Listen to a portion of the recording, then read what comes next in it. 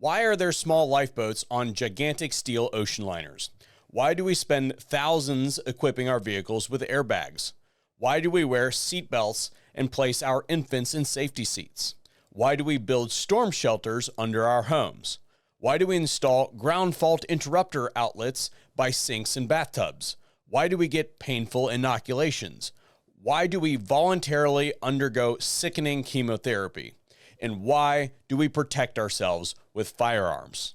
In life, we face many perils. Some are natural weather phenomenon, such as hurricanes, tornadoes, and floods. Some are biological, such as viruses, disease, or malignant cells. Some perils are associated with important products like electricity, natural gas, matches, automobiles, and pain-relieving medications. Too often, the perils we face are forced upon us by other people, by people who are negligent, reckless, inane, impaired, or evil.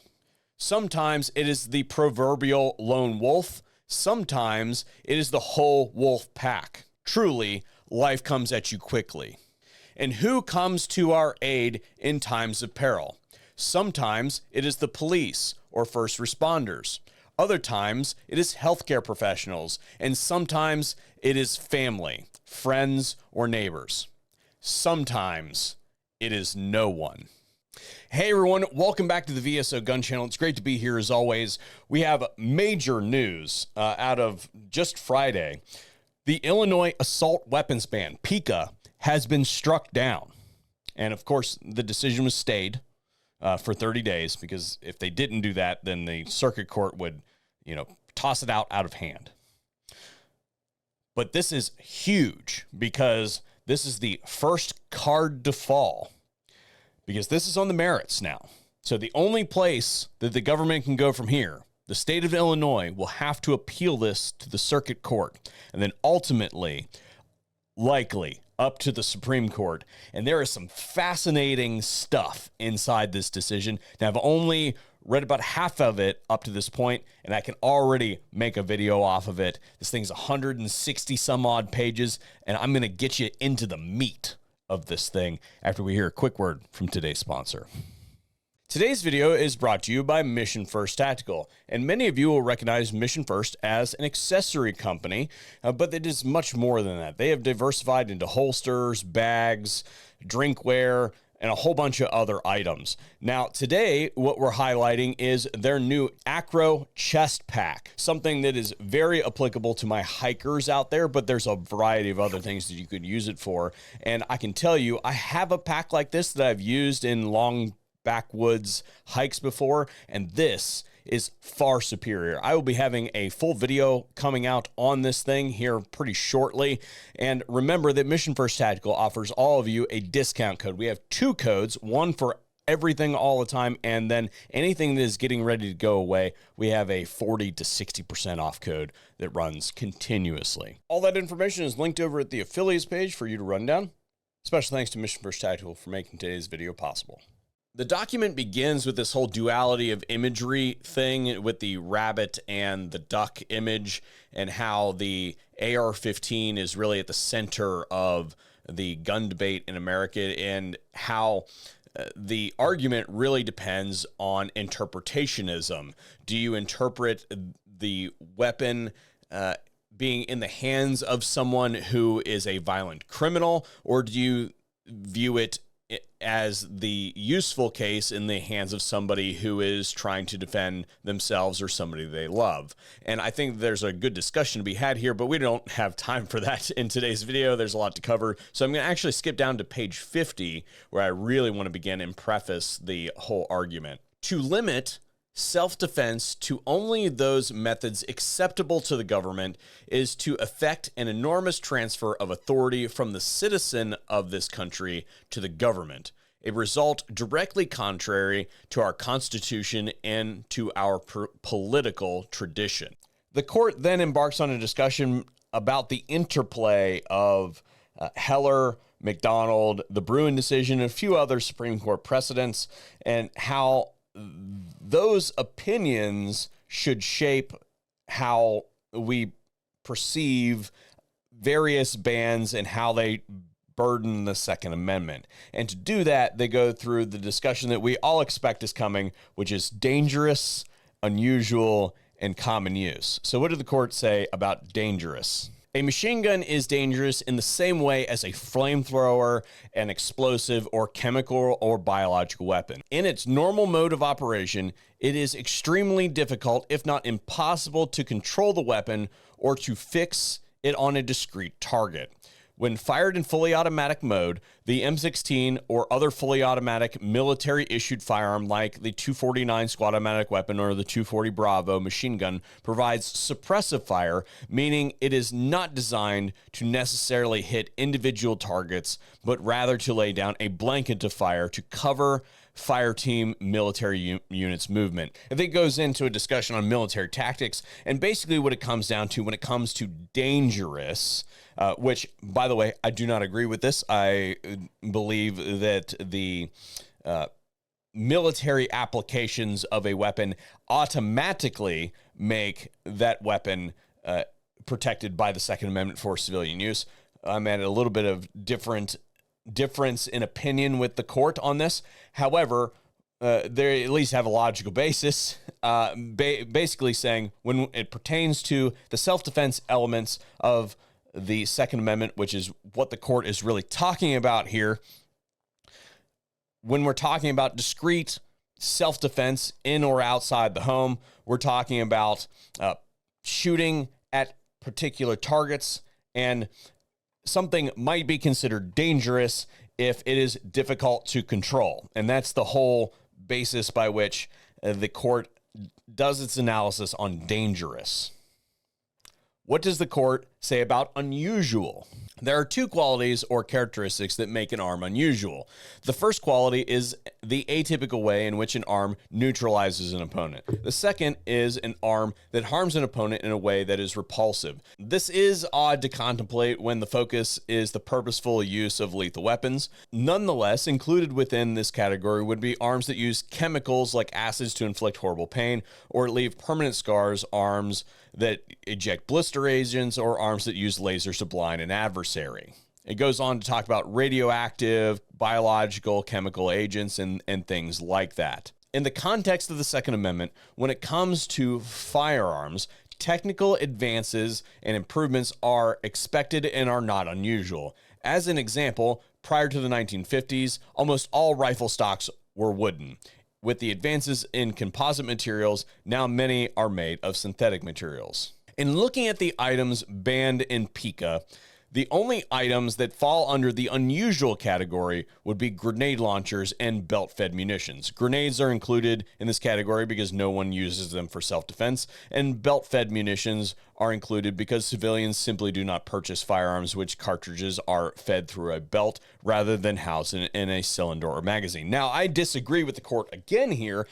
We would absolutely use belt-fed weapons if they were legal to use. Most belt-fed weapons are arbitrarily banned because they fire off of the open bolt, and the way the statutes are interpreted, the open bolt mechanism is determined to be a machine gun.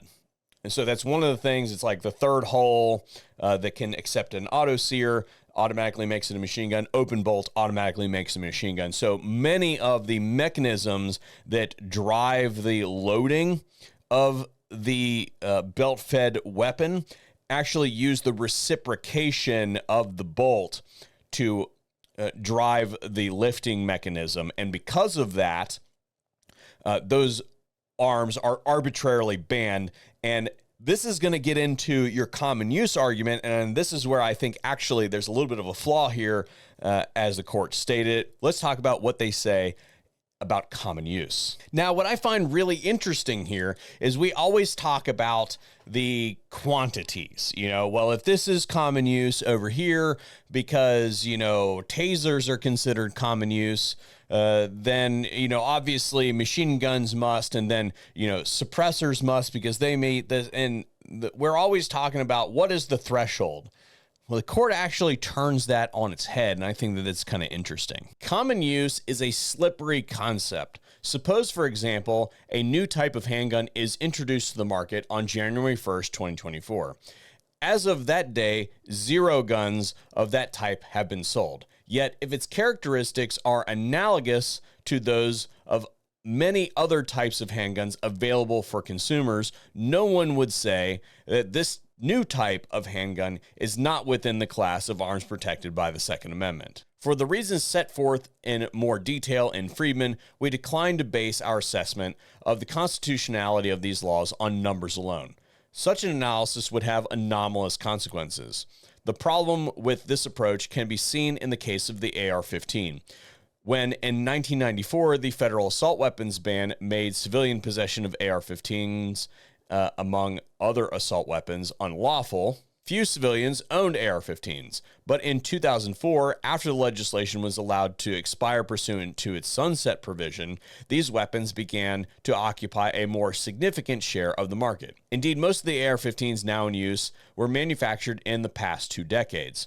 Thus, if we looked at those numbers alone, the federal ban would have been constitutional before 2004, but unconstitutional afterward. As this example illustrates, the idea of common use cannot be severed from the historical scope of the common law right that the Second Amendment was designed to protect against encroachment. So, in other words, what the court just said is something cannot be considered unusual because the government has put a quash on something to therefore make it unusual. If we wanted to use it because it was effective, but we can't use it because the government says, no, we don't like that thing, well, that does not make something unusual. That makes something encroached on by the government. Let's continue. The semi-automatic mechanism in the AR-15 rifle is, in all material respects, the same as in the semi-automatic handgun. That mechanism is gas-powered, and the impact of the pin firing the bullet pushes back the lock mechanism, ejects the old shell, and loads the new round from the magazine. If Bruin and Heller provide that semi-automatic handguns do not fall under the dangerous prong, the mechanism in the AR-15 must survive scrutiny. Indeed, a handgun could be viewed as more dangerous than an AR-15 rifle because the handgun is less accurate and more concealable. That was the previous court's precedent that this court is using, and this court interprets Bevis to require focus on form and function. By that analysis, this court holds that any bearable rifle or pistol that is capable of semi-automatic fire and is or has been available for purchase by law-abiding citizens is presumptively in common use, provided that it is not otherwise dangerous and unusual. This court will dispense with the laborious recitation of the sales data for many different firearms banned by PICA. Therefore, in relation to the weapons ban in PICA, this court defines common use as presumptively encompassing any bearable rifle, shotgun, or pistol that is capable of semi-automatic fire and is or has been available for purchase, possession, and usage by law-abiding citizens for self-defense, provided that it is not otherwise dangerous or unusual. Moreover, for the sake of clarity, the court will also include essential features like magazines and non-essential features that increase operability, accuracy, or safety as items that are presumptively in common use. And then the last thing that I want to cover today is the analysis of civilian self-defense by this court, which I think is chef's kiss. The purpose of the Second Amendment is not crime reduction. Its focus is self-defense and the ability of each citizen to be able to either repel an attack by one or more adversaries or offensively engage an adversary or adversaries to protect oneself or others. The average citizen may be called upon to defend his or her person, family, or property from an armed home invasion. This person is often ambushed and is stuck with the weapons he or she has readily available. The civilian may also be called upon to defend others who are not armed and almost certainly will not have time to plan or regroup with other allied defenders. Additionally, Combat in the home or property may draw the civilian away from ammunition supplies. Moreover, firearms and munitions kept in the home are often stored under lock and key so that they are inaccessible to children or those who might self-harm. In an emergent situation, the accuracy, safety, ease of use, and magazine capacity of an individual defense weapon may literally be the difference between life or death of the civilian and his or her family members. Thus, while both members of the military and civilians may be called upon to engage in confrontation, the civilian is often an army of one and has no backup, no support, and no reinforcements in the moment when home confrontation occurs. They will often not have the same physical fitness abilities as trained professional soldiers. Moreover, they may not have the benefit of military training and conditioning on which they can rely in a life or death scenario. The life and death stakes mandate that their firearms have both lethal capabilities and give, at minimum, our citizens a fighting chance. Therefore, sorting between the military use and private use is an exercise in understanding civilian self-defense. One cannot properly address the scope of the Second Amendment without understanding the complex dynamics of self-defense in which lethal force may be required to repel a rapist, murderer, a kidnapper, or stalker. And then this document goes on to go through some of the most heart-wrenching scenarios from history where violent individuals, violent mobs have burned the homes, raped, lynched, and murdered citizens of the United States that were disarmed because of racist ideology, which I will remind you, and I know that many of you know this, is the basis for all gun control. And I would also like to point out that the people who actively work to disarm American citizens are the same political affiliated people that were doing all that stuff back then. This court decision is a fantastic read. I suggest that you get into it. And this will, of course, be appealed. We fully expect that. But keep in mind that the Supreme Court is eventually going to read this. And I hope that they grab onto this in a big way. Let me know what you guys think about this in the comment section down below. Thanks for tuning in to the VSO Gun Channel, and hopefully we'll see you here pretty soon.